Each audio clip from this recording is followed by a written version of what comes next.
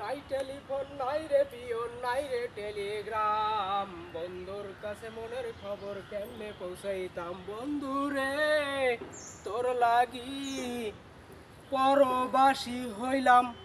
এটা ছিল সেই ৮০-৮১ সালের গান।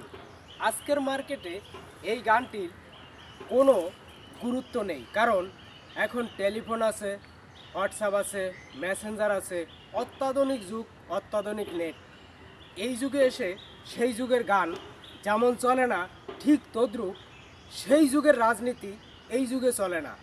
এই যুগের রাজনীতি এই যুগের মতো করে যদি আপনারা করতে পারেন, তাহলে অবশ্যই আপনি আদর্শবান নেতা হতে হবে, কারণ আপনার প্রত্যেকটা মুহূর্তের প্রত্যেকটা খবর আউট হয়ে যাচ্ছে যে কোনো মাধ্যমে। অর্থাৎ বান্দাদার আমলের হিসাবটা আপাতত অফ রেখে ডিজিটাল যুগের হিসাব করে আপনি সর্বোচ্চ রাজনীতি করে যান। আমার কথাগুলো ভালো লাগলে লাইক, কমেন্ট, শেয়ারের মাধ্যমে জানিয়ে দিবেন সবাইকে। ধন্যবাদ।